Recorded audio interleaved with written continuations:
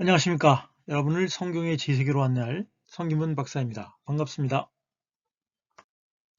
네, 안녕하십니까. 오늘은 말라기 3장 10절 11조의 모든 것을 살펴보도록 하겠습니다.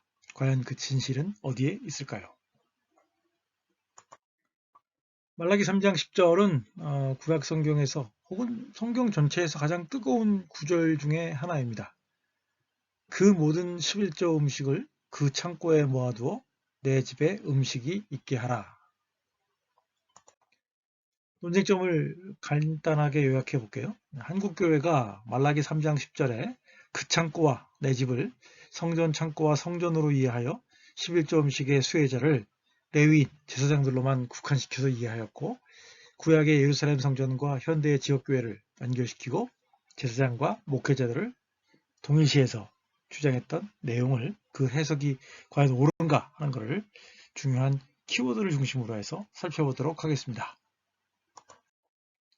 전통적인 해석에 대한 새로운 해석 혹은 전통적인 잘못된 해석을 바로잡는 그 해석이라고 할 수가 있겠죠.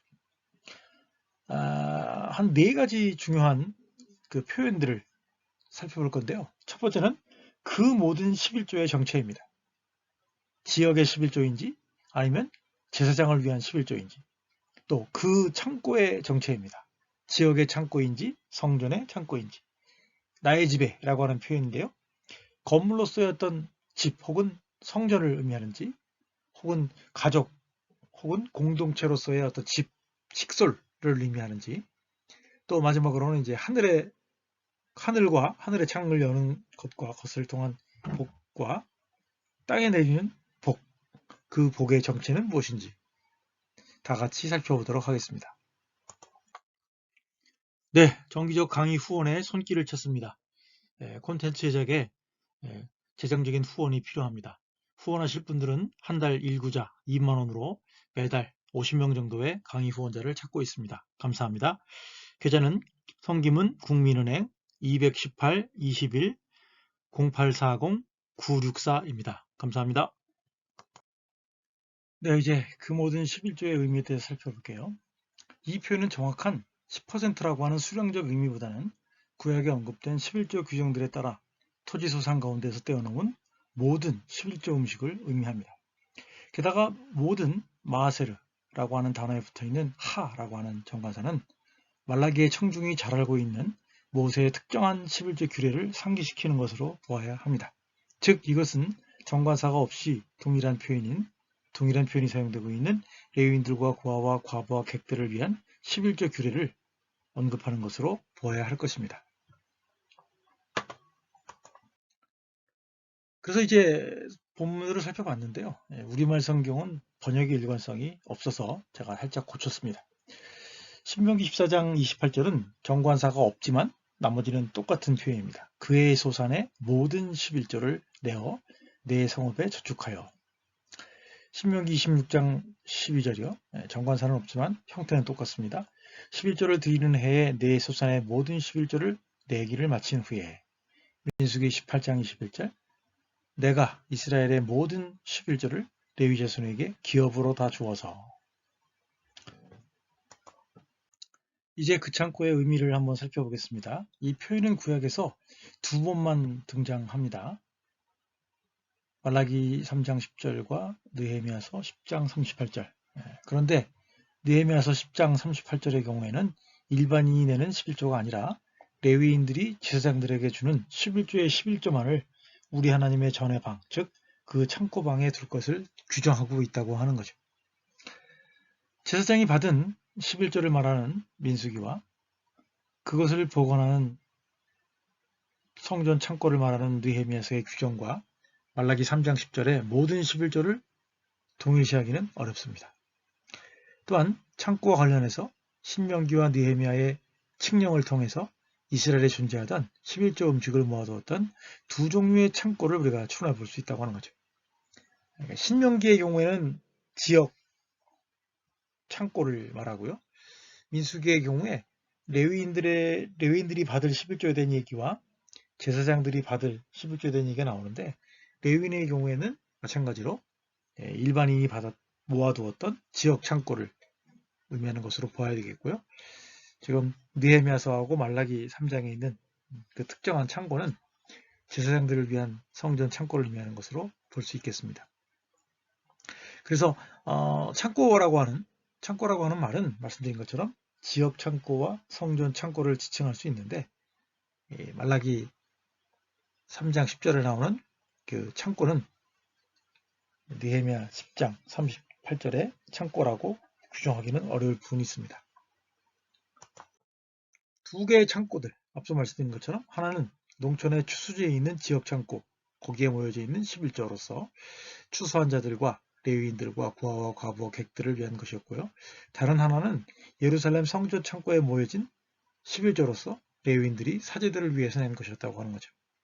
고대 근동에서의 추수 절차의 세부 사항을 살펴보면 신명기, 민수기, 느헤미야서 혹은 말라기가 말하는 11조 음식의 수납과 저장에 대해서 우리가 조금 더 명확한 이해를 갖게 될 것이라고 생각합니다.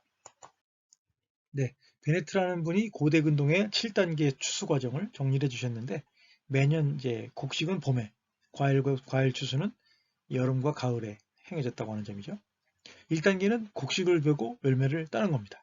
2단계는 추수된 곡식 줄기와 과일을 모으는 거고요. 3단계는 추수물을 타작마당으로 옮기는 것입니다. 그러니까 곡식의 경우에는 이제 줄기하고 나달을 떼어내는 작업을 하는 거고요. 과일, 특별히 포도주하고 올리브 같은 경우에는 이제 밟아서 즙을 내는 과정을 거치게 됩니다. 4단계는 이제 추수물의 건조입니다. 이게 바짝 말려야 껍질을 벗겨낼 수가 있으니까요. 그리고 이제 뭐 다른 과일의 경우에도 말려서 장기적으로 보존하기 위해서 말리는 경우도 있겠죠.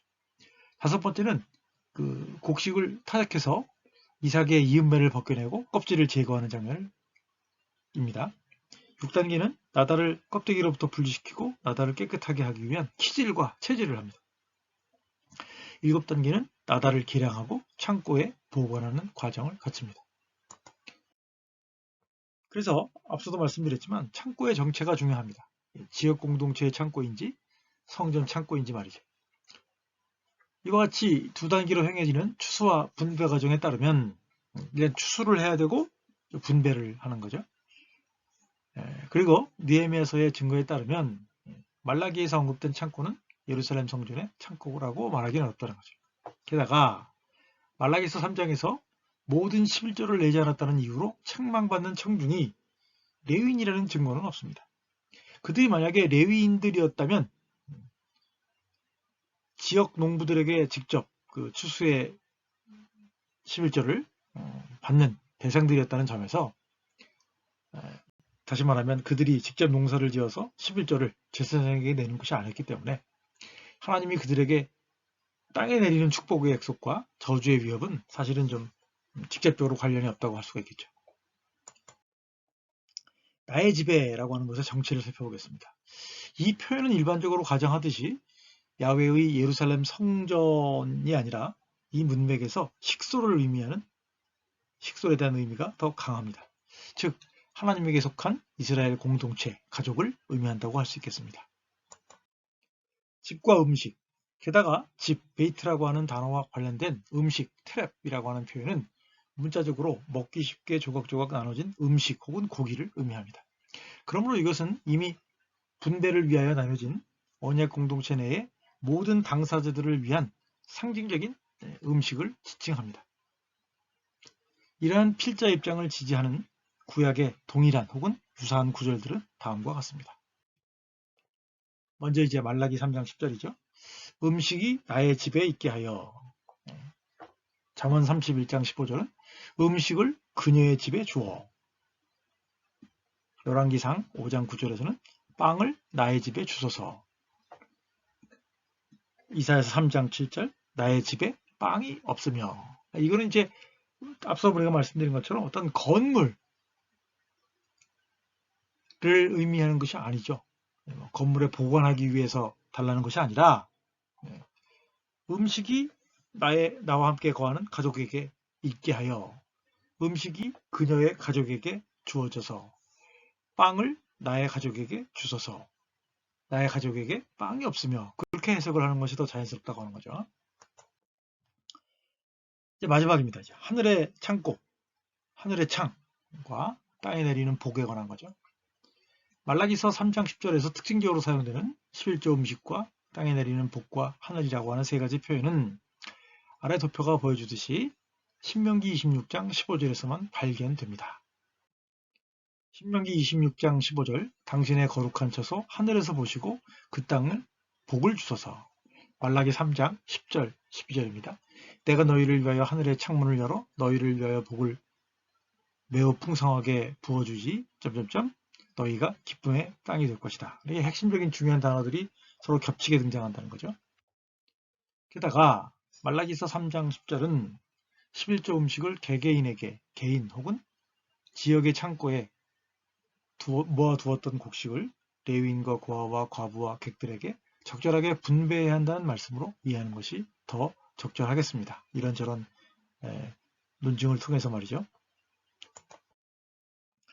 말라기 3장 11절 12절 보시면 만군의 여호와가 이르노라 내가 너희를 위하여 메뚜기를 금하여 너희 토지 초산을 먹어 없애지 못하게 하며 너희 밭에 포도나무 열매가 기한 전에 떨어지지 않게 하리니 너희 땅이 아름다워짐으로 모든 이방인들이 너희를 복되다 하리라. 만군의 여호와의 말이니라. 이 표현은 이스라엘에 대한 야훼의 한량없는 복은 토지의 소산, 즉 곡식과 포도주에 국한됩니다. 약탈자가 이스라엘의 토지 소산을 먹고 포도가 무르익을 때까지 떨어지지 않게 하실 거라는 것이 그 약속의 언급이고 이것은 결국 앞서 제가 말씀드린 것처럼 구약의 11조가 다양한 11조가 있잖아요. 그래서 그런 1차적으로 그 모든 공동체가 함께 즐겁게 나눠 갖게 되는 그런 11조를 제대로 추수하고 분배하는 것이 이러한 축복의 조건이 될 수 있다.